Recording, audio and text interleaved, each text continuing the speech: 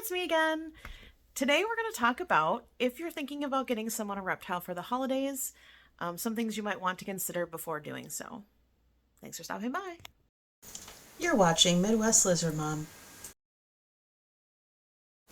Things to be ready for when owning a pet.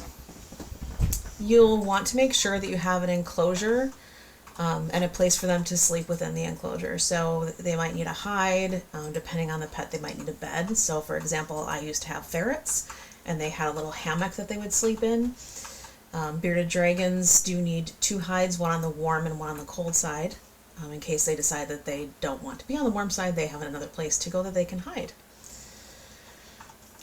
You'll want to also consider what it is that they will be eating. So, will you be able to feed them those things? That's something to consider. If you're going to get a reptile, there are certain things that they're going to need to eat. Cuban false chameleons, they thrive on eating snails. Bearded dragons will eat a lot of insects, but they also eat salads, so you have to take the time to put that together. They have a salad every day, and when they're a baby and they're growing up, they have multiple meals a day. So you want to make sure that you have the time and dedication to do that. That will also go for if you're getting someone a pet, that they will be able to take on that responsibility. So are they ready, and are you ready to take care of that pet? Research what the pet will need before they arrive. This is going for if you buy a pet or if you're getting a gift for somebody and that person is aware of it, and we'll get into that more later, but everything should be ready before the pet arrives. Determine if the pet is a good fit for you and that you're ready for the commitment. So think of years. So some pets will live for many, many years. For example, tortoises can outlive people. So if you're getting a tortoise and if it's a baby and they're going to grow up, depending on the type of tortoise, I'm no expert in tortoises, but they could outlive you. So you'll have to figure out what will happen when you pass away. Who will get the tortoise? And some people are happy about that, and some people are sad about that. So that's just something to consider. And there's different turtles or tortoises that live different years, so just doing your research is so important. Also, if you don't want a huge commitment, then don't get an animal that's going to have tons of years that you will be keeping them. You could always adopt. So if, say you want a ball python, and I am not an expert, but they can live like 20 years, maybe more, maybe 30. If you are thinking that's what you want for your first snake, but you don't want to get one as a baby because that's a long time to commit, then you might want to think about it again. Do you really want that snake? But if you do decide to get one and the years of commitment are a question, then you might want to get an adopted snake. But again, just be aware that it's a commitment, that you want to go into assuming that you will be committing to owning that snake or other animal for as long as they live.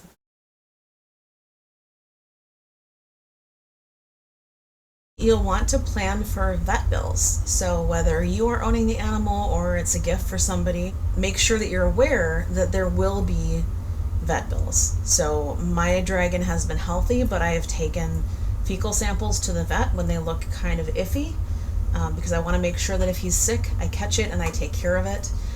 Reptiles are really good at hiding when they're sick, so they can be sick and you might not know until they're really sick.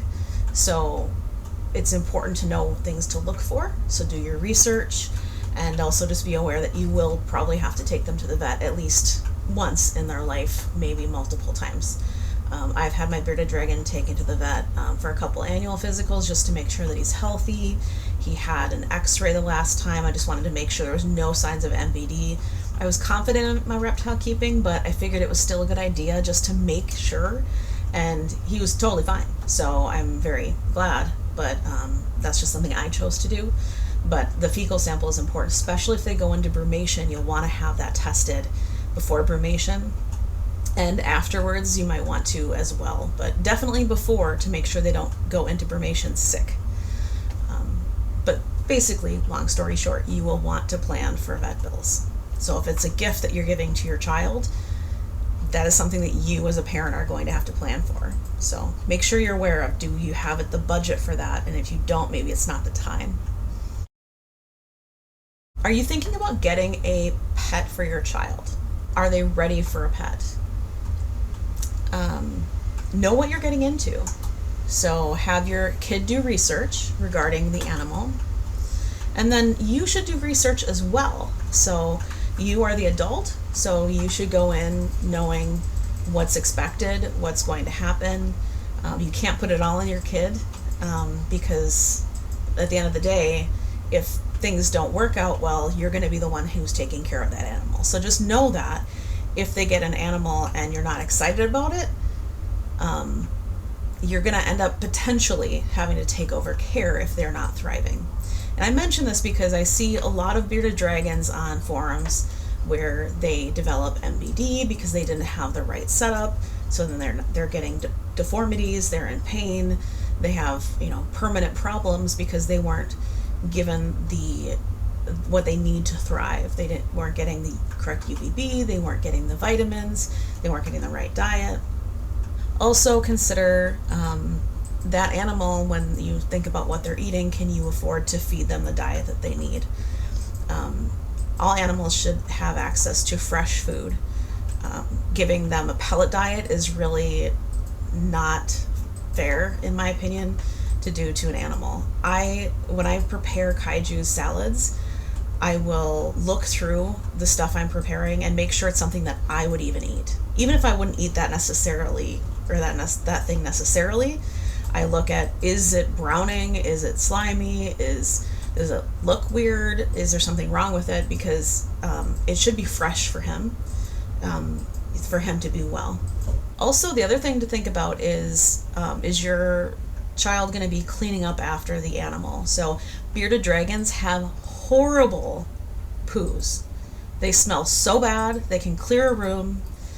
Before I got another one, because I had one years ago and then I got another one again, I thought about that and thought, okay, the relationship is worth it, but I want to figure out what to do so that I don't have to deal with that lingering horrible smell.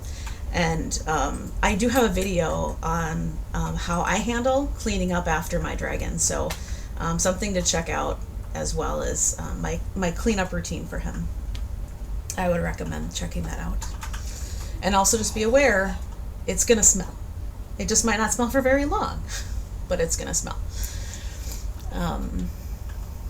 And since we're talking about smells, don't spray any air freshener or any scents or anything. Don't light any candles, because those fumes are very bad for bearded dragons. It can cause respiratory issues and they can get sick. So anything like that should not be in the same room as them. So if you're a candle burning person, don't do that in the same room as a reptile. I know that the smell can happen. Just leave the room for a little while after you've cleaned it up. It will dissipate. My beardy, as you'll see in the video if you watch it, he'll even let me clean his bum. So it won't stay on him and it won't linger. As long as you just clean everything up, it'll dissipate and go away. So just take a break from the room and come back. Is your child ready to take care of an animal? Are they responsible? One way for them to show that they're serious is if they save up their allowance for the pet. They don't have to save up all of it, because obviously depending on what they're getting and depending on how you're able to pay for it, you might be able to buy most of the animal or all of it or whatever. But them saving the money to do it shows that they are actually wanting that animal. They're committed. So even if it's them buying the enclosure and you're buying the animal, or at least having them have some sort of financial responsibility so that they have a stake in that animal. Set expectations and make sure that they're aware of what's expected and their responsibilities. So are they going to feed the pet? Are they going to clean up after the pet? Maybe you'll do all the cleaning of the poo because you're an adult and it's cleaning supplies, and depending on the age you might do that. But if you're gonna have them take care of the cleaning up after, go over that, or if that's something they'll do at some point. How are they going to play or interact with it? What's the temperament of the animal you're going to get? You'll want to research those things as well. It might be an animal that doesn't really want to be held, and some animals, you gotta respect that, and maybe that's not the animal for you. And even if they don't clean up after their poos, they could also clean up enclosure supplies, for example. They can easily take the things out when the beardie's getting a bath or other animal. They go into a separate enclosure and then clean the items, spray it down, soak it with water. I could do a routine, how I clean things routinely on a video at some point if some people want me to do that. Have there been interactions with the animal that they're interested in? So if you live in Minnesota, for example, Snake Discovery has the ability to have birthday parties there. You'd pay for it, of course, but you could have a session where they show you different lizards or different snakes, and then your child could get experience or at least exposure to handling the reptile that they would want. Because going in not having handled them at all or anything like it could be quite a shock, and they could end up saying, whoa, this is not what I expected.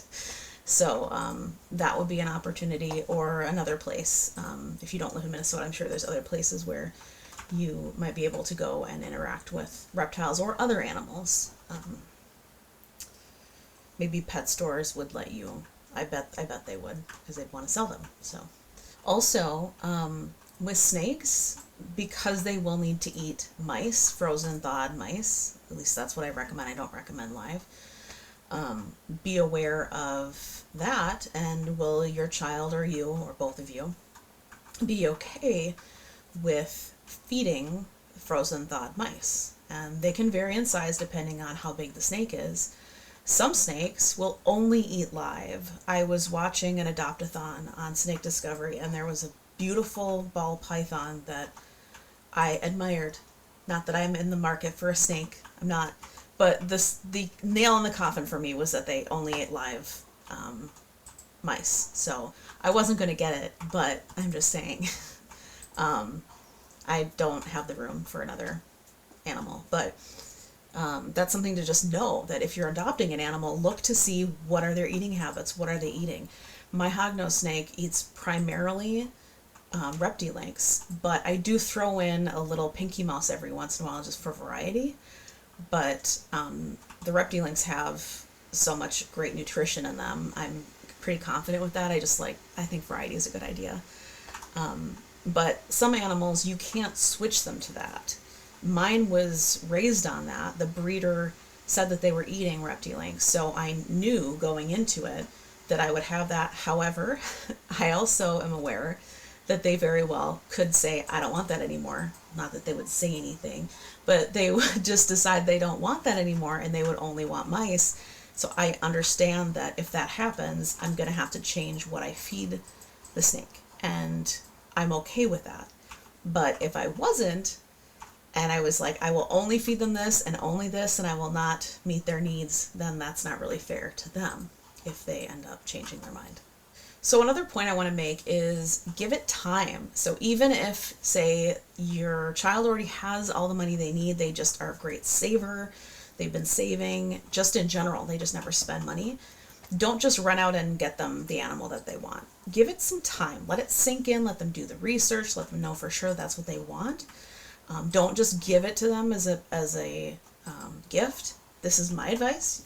Obviously, you're going to take it or leave it. But if they have waited and you do decide it's time, I think it's really important to have them go with you when you're deciding on an animal. If you come to that point, don't just show up with an animal, because they can have different temperaments. They might have a different, I don't want to say design, but like more for color in mind. So if you get one for them and it's not really what they were hoping for, well, now you have an animal that you need to deal with. So it's just not a good idea to just show up with anybody, whether it's a child or an adult, to just give someone an animal.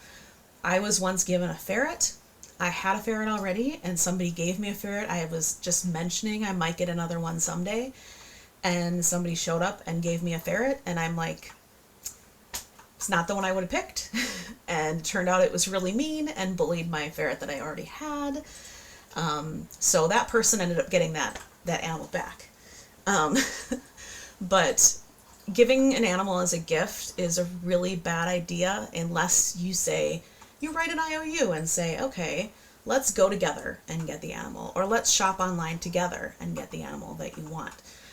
Or I'm giving you a like gift card, like you're writing out, I owe you this. And then if they want something that's more than what you're willing to spend, then they pay the difference.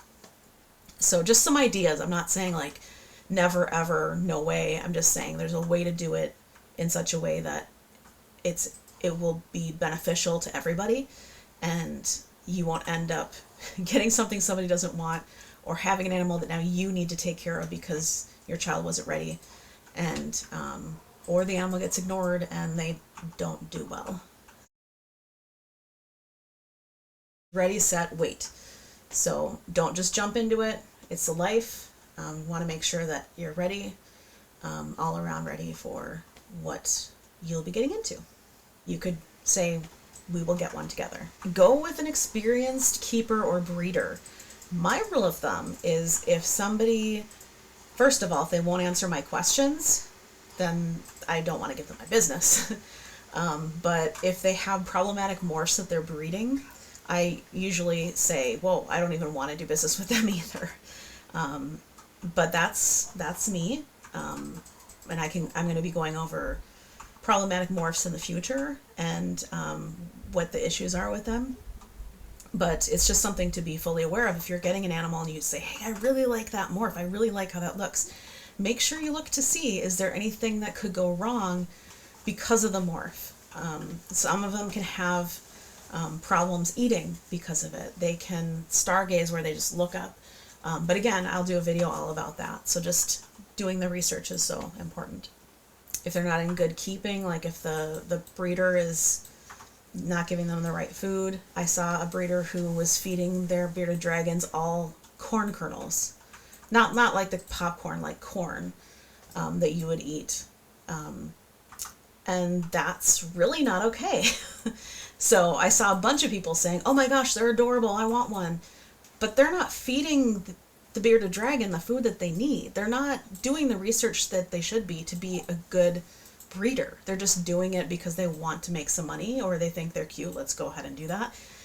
That's not the kind of person that should get business, in my opinion. I would want to give business to somebody who really cares about their animals and also cares where they go. So if you ask questions and they don't want to answer you, or they're annoyed with you, well then maybe go to another breeder who will answer. There is a breeder that I really, really recommend for bearded dragons. I'm going to put her morph market information on the screen because there's somebody who has a similar name on morph market, but you'll want to go to her page, and I'll kind of show that so you can see this is where you go if you want to get a bearded dragon. I highly recommend her. She's been just amazing, and I still even just say, hey, this is how Kaiju's doing, and she's super nice. And if I ever were to get a bearded dragon again, I would absolutely go with her. So definitely. She also breeds other reptiles as well. So let's see. Oh, and when I was getting a Chihuahua, and I really, really wanted one that was black with some golden colors. They were a baby, and the person who was selling the Chihuahua to me said, well, that one is still so young, they could very well change. And they sent me pictures of the parents. And they also showed me a picture of a sibling that was quite a bit less, that was older. And they said that that's probably what they're going to look like. And that's the one I got. That is Sauron. And Sauron is just a spitting image of her parents. Very green, very red. If I would have gone with the other one and paid the extra money and then they completely turned into this green-red Chihuahua, I would be really disappointed and upset that I spent all that money. So going with somebody who is upfront is super nice, because she said, I know you have a budget and I know you really like this one, but it's probably not going to turn out how you're expecting. So I really appreciated that, and I'll also include her information as well on the screen. So if you're looking for a Chihuahua, I highly recommend her.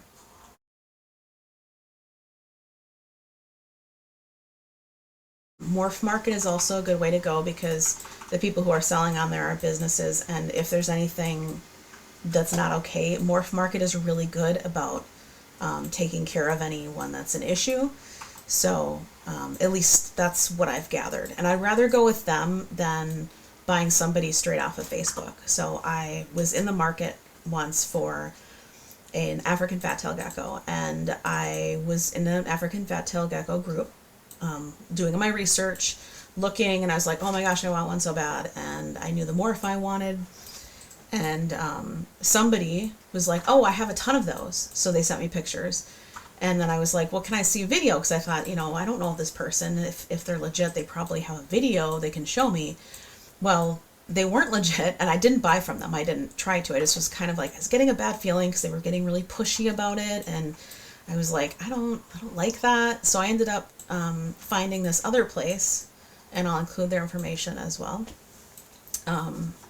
Because companies can change, I want to make sure I put the right information at the bottom of the screen. So, but this other group, they were like, yep, we know, we have those. They're growing up. They're not quite ready, but they're gonna be ready soon. And then they sent me 4 pictures of 4 different African fat-tail geckos with the morph that I was looking at. And I said, well, I really like the black and white one. And she said, well, the Oreo. And I said, yeah. And she said, those actually are a very dark brown and a white. They're not black. And I was like, oh, because I really thought that they were. That's what they look like.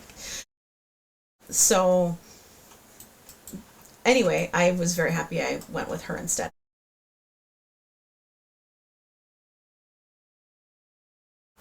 Rescuing is a great option if you're in Minnesota, or even if you're not. Snake Discovery always has animals to adopt. They have adopt-a-thons. They'll meet you at expos that they're going to. If there's one in your town and they're going to that expo, they'll bring adopted animals. I don't work for them. I watch their videos. I'm a fan. So definitely something to watch for if you're thinking about adopting or getting an animal. I got my hognose from Snakeful Grace. I got my first crested gecko from Ryan's Reptile Outpost, but I don't know if he's doing that anymore. He was on Facebook, but I haven't seen him in a very long time online, and I haven't been to expos. In closing, before you get an animal, whether it's for you or if you're wanting to gift a pet, make sure that that person's involved in the purchase, of course. But make sure you do tons of research and you have everything ready before they come home. It's just really important to make sure they have a good start. And, if they are shipped to you, they're going to have a little bit of time that they need to, settle in before you start handling them regularly. Some animals you can handle right away and they actually tolerate it pretty well, but because they mask stress pretty well, they might not be showing that they're stressed out, but they might actually be stressed. So just something to consider when you get your new friend. Hope this was helpful. If not, sorry. If it was, or if you have any thoughts you want to share, feel free to leave a comment below, and I will see you in the comments. Bye.